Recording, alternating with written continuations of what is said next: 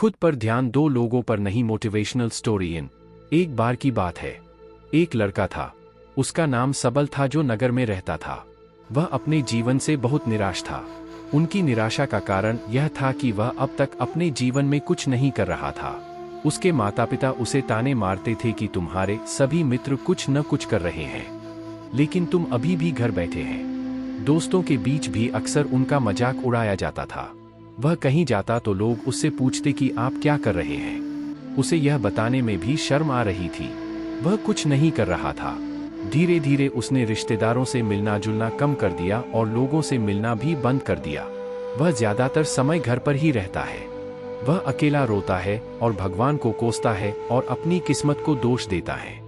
अब उसे अपना जीवन बोझ लगने लगा था। कभी कभी वह सोचता कि कब वह कुछ करने के योग्य बनेगा, और फिर वह सोचता कि जिंदा रहने से अच्छा मर जाना है। एक दिन वह अपने नगर की एक गली से गुजर रहा था। तभी उसने देखा कि एक उपदेशक दुख और परेशानियों पर उपदेश दे रहा है। वह भी उसी भीड़ में सबसे पीछे बैठ गया और गुरु के प्रवचन सुनने लगा। उपदेशक कह रहा था, दुख एक शिक्षक की तरह है जो हमें जीवन की सच्चाई दिखाता है और हमें जीने का सही तरीका सिखाता है। आप चाहें तो जिंदगी जीना भी सीख सकते हैं। गुरुजी उपदेश दे रहे थे कि तुम चाहो तो कुछ भी हासिल कर सकते हो, और अगर चाहो तो एक कोने में बैठकर रो सकते हो। इन सभी बातों को सबल ध्यान से सुन रहा था, लेकिन शिक्षक की यह बातें पसंद नहीं आई। उसने खड़े होकर कहा कि कुछ भी सिखाने से दुख दूर नहीं होता। इसमें केवल दर्द होता है। दुख की पीड़ा अनंत है। ऐसा लगता है कि इसके बाद कुछ होने वाला नहीं है। इससे कुछ भी फर्क नहीं पड़ता है। इसके सामने तो मौत भी छोटी लगती है। उपदेशक ने कहा, फिर तुम्हारा दुख क्या है? सबल ने उसके सामने अपनी सारी व्यथा सुनाई और पूछा, मेरे दुख का कोई उपाय है तुम्हारे पास? यह सुनकर शिक्षक मुस्कुराए और बोले, तुम उस दिन मेरे पास आओ जब आपके जीवन में वास्तविक दर्द हो। मैं आपकी समस्या का समाधान अवश्य करूंगा। यह कहकर गुरु वहां से चला गया। सबल ने सोचा, कहीं मेरा दुख नकली तो नहीं है? क्या मैं जिस दर्द से गुजर रहा हूं वह नकली है? मेरा दुख कोई नहीं समझ सकता। जब माँ बाप नहीं समझते तो गुरु क्या समझेगा? उनके दुखों से व्यथित होकर सबल ने एक फैसला लिया कि अब वह कुछ करेगा। सबल ने एक छोटा व्यवसाय शुरू किया, पर उसे सफलता नहीं मिल रही थी। लेकिन उसके घर वाले पूछते हैं कि क्या वह कुछ कोशिश कर रहा है। वह अपने व्यवसाय में लगा रहा और धीरे धीरे उन्हें सफलता मिलने लगी।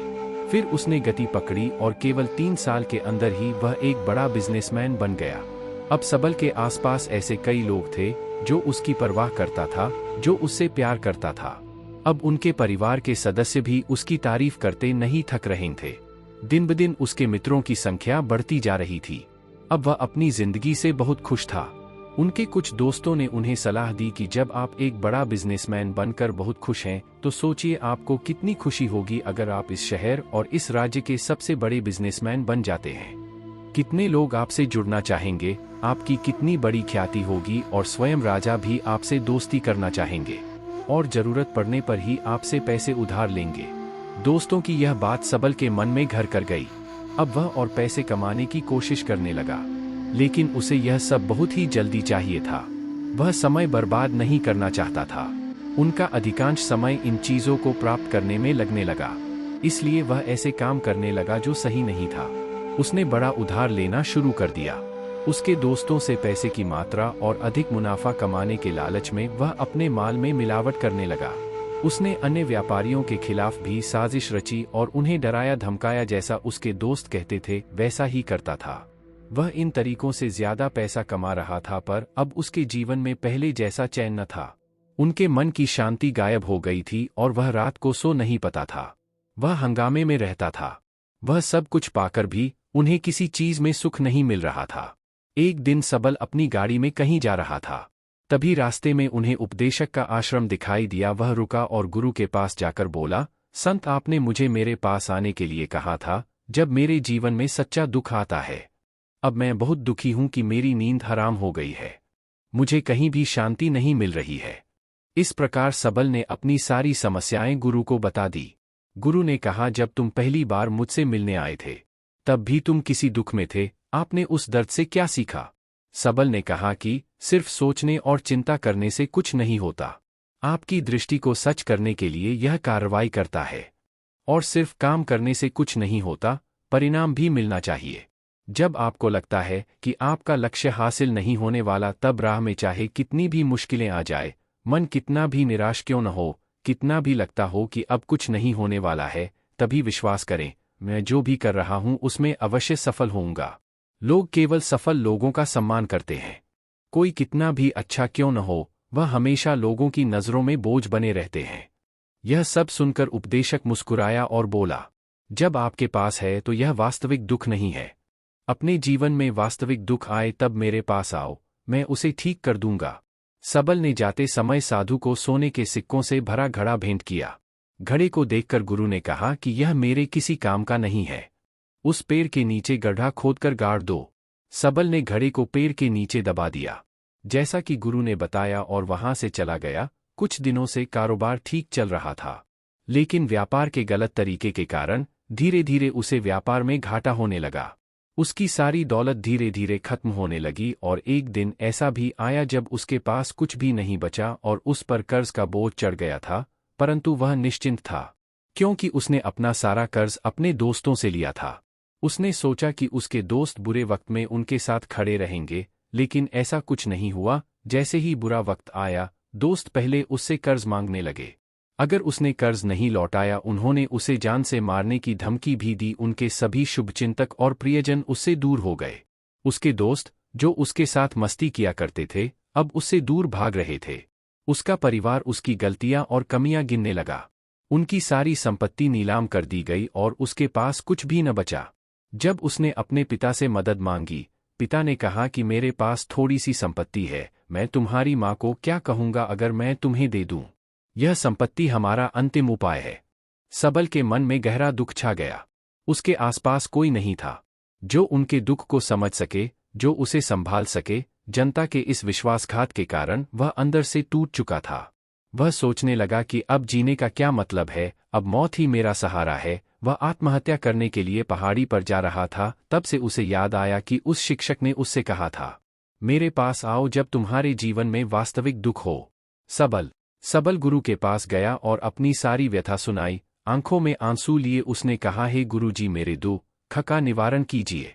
गुरु ने कहा, जब जीवन में असली दुख होता है तब मेरे पास आ जाना, मैं इसे जरूर ठीक करूंगा।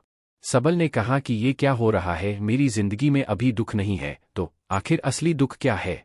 गुरुजी ने सबसे कहा कि पहले आप मुझे बताओ, आपने अपने दुख से क्या सीखा? सबल ने कहा कि मैंने वह सीखा, जो लोग हमारे जीवन में आते हैं वह हमारी सफलता और प्रगति के कारण वो हमें धोखा जरूर देंगे, क्योंकि बुरे समय में वे हमारे साथ नहीं खड़े होंगे। वे अच्छे समय में ही हमारा फायदा उठाएंगे और बुरे समय में हमें छोड़ देंगे।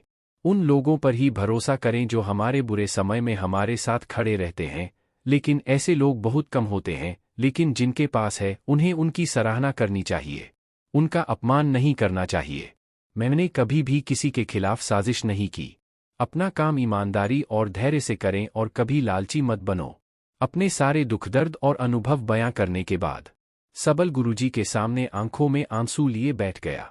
कुछ देर बाद साधु उठे और पेड़ के नीचे एक गड्ढा खोदा और घड़ा निकाल लिया, जो सोने के सिक्कों से भरा हुआ था। उसने सबल को देकर कहा, मेरे पास आओ जब तुम्हारे जीवन में वास्तविक दुख हो। सबल ने अपने शिक्षक को धन्यवाद दिया और उसे प्रणाम करके चला गया। उस पैसे से उन्होंने एक छोटा सा व्यवसाय शुरू किया। अब वह छोटा व्यापारी बनकर भी खुश हैं। उन्होंने पूरी लगन और ईमानदारी से कारोबार किया। जल्द ही वह अपने शहर का एक बड़ा व्यापारी बन गया। उनका जीवन सुख सुविधाओं से भरा हुआ था। लेकिन कोई कितना भी अच्छा क्यों न हो, लेकिन जीवन में दुख आता है तो सबल के जीवन में भी दुख आते थे। अपने माता पिता की मृत्यु के रूप में वे दोनों एक ही दिन मर गए। सबल अपने माता पिता से बहुत प्यार करता था, इसलिए उनके निधन से उन्हें गहरा सदमा लगा। वह शवों को ले गया, दोनों को श्मशान घाट ले गया, जहां अंतिम संस्कार किया गया। वहां उसने अपने माता पिता का शव जलता हुआ देखा तो उनका मन बेचैन हो उठा। उसके मन में कई सवाल उठने लगे। वह घर वापस आ गया, इसलिए उसने अपने माता पिता के घर और संपत्ति को देखा, जिसके लिए उनके पिता हमेशा लड़ते रहे। आज जो छूटा पड़ा है, जिन्होंने इसकी देखभाल की, इसके लिए लड़ने वाले इस दुनिया से चले गए। उसके पिता ने जो कुछ कमाया वह सब यहीं रह गया। एक दिन पहले तक उसके पिता मारपीट करते थे किसी के साथ उसकी संपत्ति के लिए। आज वो खुद इस दुनिया से चले गए। उसका मन ऐसे अनेक विचारों के बवंडर में था। वह अंदर से अकेला और डरा हुआ महसूस कर रहा था। वह खाली महसूस कर रहा था। उसे लगा कि कुछ है, वह समझ नहीं सका। इसलिए वह गुरु के पास गया। उसे देखकर गुरुजी ने कहा, क्या जीवन में कोई दुख है? सबल ने कहा, वैसे तो जीवन में कोई दुख नहीं है, सब कुछ अच्छा चल रहा है, लेकिन आज मेरे माता पिता का देहांत हो गया है। मैं इस घटना से बेहद दुखी और परेशान हूँ। गुरुजी ने कहा, इसमें दुखी होने की क्या बात है?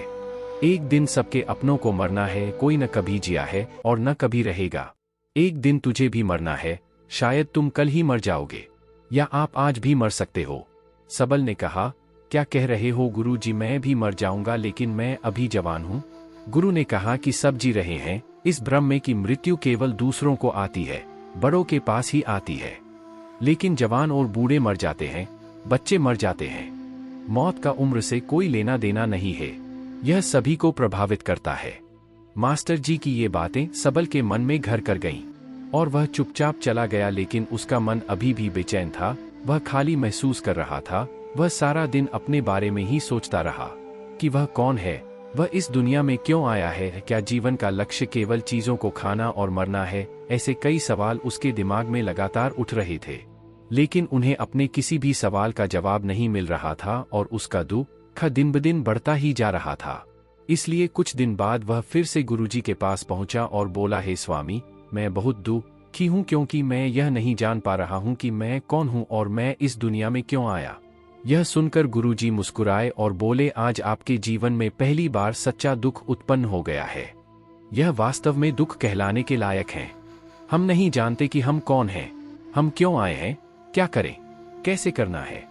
सबल ने अपने गुरु से कहा कि उसकी दुर्दशा दूर करो। गुरु ने कहा कि हम सभी इंसान हैं, जीवन भर संग्रह करते रहते हैं। सबल ने कहा कि सभी इंसान जीवन भर धन, सम्मान, परिवार, प्रतिष्ठा, मित्र, शत्रु आदि जमा करता है। गुरु ने पूछा, क्या हम एकत्रित की गई चीजों में से कुछ भी अपने साथ ले जा सकते हैं? सबल ने कहा, कोई भी इंसान अपने साथ कुछ भी नहीं ले जा सकता, वह सिर्फ अकेला ही जाता है। मेरे माता पिता भी अपने साथ कुछ भी नहीं लेकर गए, सब कुछ धन संपत्ति वैभव सब कुछ यहाँ पर छोड़ कर गए। शिक्षक ने कहा, अब मेरी बात ध्यान से सुनो, इस संसार में हमें जो संग्रह करना चाहिए वह हम नहीं करते। चीजें हमारे सामने होती हैं, लेकिन हम उन्हें देखने की कोशिश नहीं करते। हमें इस दुनिया में जो कुछ भी इकट्ठा करना है वह हम खुद हैं। हमें खुद को जुटाना होगा ताकि जब हम मरें तो हम एकजुट हो सकें और खुद को पहचानने में सक्षम होने के लिए हम अंदर बंटे हुए हैं। हम प्यार, नफरत, गुस्सा, ईर्ष्या में बंटे हुए हैं। क्रूरता, धन, स्थिति, प्रतिष्ठा, सम्मान, पहचान, धर्म, जाति, सैकड़ों हजारों ऐसी चीजों और इच्छाओं में हम विभाजित हैं और टुकड़ों में जीवन जी रहे हैं। इस विभाजन के कारण हमारी चेतना कभी एक नहीं हो सकती। हमारी चेतना शक्ति बिखरी हुई है, इसलिए हमारे पास इतना समय नहीं है, इतनी ऊर्जा नहीं कि हम मुड़ सकते हैं और अपने भीतर देख सकते हैं। वास्तव में धन, सम्मान और सुविधाओं का अभाव, लोग इसे दुख समझते हैं और जीवन भर के लिए जो दुख कहकर रोते रहते हैं और समाधान खोजने का प्रयास करते रहते हैं। उन्हें अपना समाधान कभी नहीं मिलेगा, क्योंकि जिसे लोग दुख कहते हैं वह वास्तविक दुख नहीं है। यह सिर्फ एक आदमी की इच्छा है, उसकी इच्छा कभी पूरी नहीं होती। इसीलिए व्यक्ति को कभी उनके प्रश्नों का समाधान नहीं मिलता। इसलिए इन सब से परे, यदि आप अपने दुखों का अंतिम समाधान चाहते हैं तो सबसे पहले खुद को समेटो। इस दुनिया से अपनी ऊर्जा वापस ले लो और इकट्ठा करो। अपने आप पर ध्यान केंद्रित करो। वीडियो को लाइक और शेयर करें, सब्सक्राइब भी करें।